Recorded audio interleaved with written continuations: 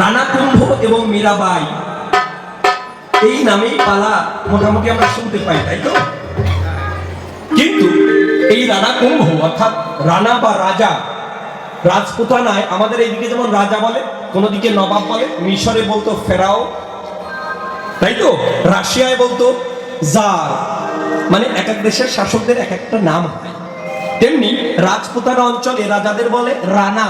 রানাজি মাফ কারনা, আপনারা শুনে থাকবেন গান। রানা মানে রাজা। রানা কুম্ভকর্ণের ছেলে রাজা রাইমল, রাজা রাইমলের ছেলে রানা সঙ্গ, এবং রানা সঙ্গের ছেলে রানা ভোজ। এই ভোজের সঙ্গে বিয়ে হয়েছিল মীরা। মীরা রাঠোর বংশের রাজকন্যা এবং সিসোদিয়া বংশের রাজকুমার ছিলেন রানা ভোজ। তিনি দীর্ঘজীবী ছিলেন না, মারা গেছিলেন। 1495 সাল নাগাদ জন্ম হচ্ছে রানা ভোজের এবং মারা যাচ্ছেন ঐতিহাসিক বিতর্ক সত্ত্বেও মোটামুটি ধরে নেওয়া যায় 1521-22 সাল নাগাদ। 1500 মহাপ্রভু তখন লীলা করছেন। মহাপ্রভুর লীলা সংলাপে 1533 সালে, সেটা বাংলা উড়িষ্যার ঘটনা। মীরা সংসার ছাড়বে তার স্বামীর মৃত্যুর বেশ খানিকটা পরে।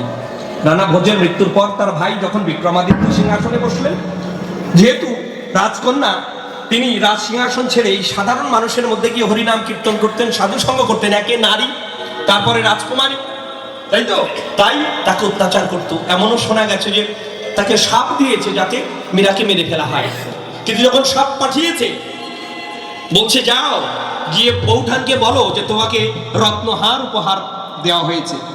কিন্তু যখন মীরা সেই ডালা খুললো, সাপের ডালা হয়ে গেল হীরের মালা।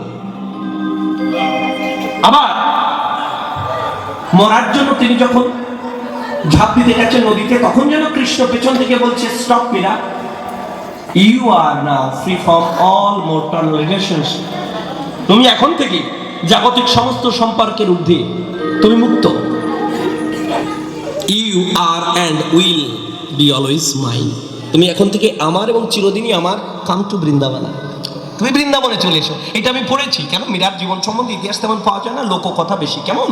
তা আজকে যা বলবো কল্পনার উপর। আমরা ধরে নিচ্ছি বিবাহের পর, তাদের 4 বছর সংসারের পর হঠাৎ মীরার বৃন্দাবনে যাওয়ার বাসনা। আসো সেই রকম, কিন্তু সে কথা পরে বলবো ধীরে ধীরে। তাহলে রানা কুম্ভ হচ্ছেন এই রানা ভোজের ঠাকুরদার বাপ বা বাপের ঠাকুরদা, একই হয়। বাপের ঠাকুরদাও যা, ঠাকুরদার বাবাও তা, তাই কি?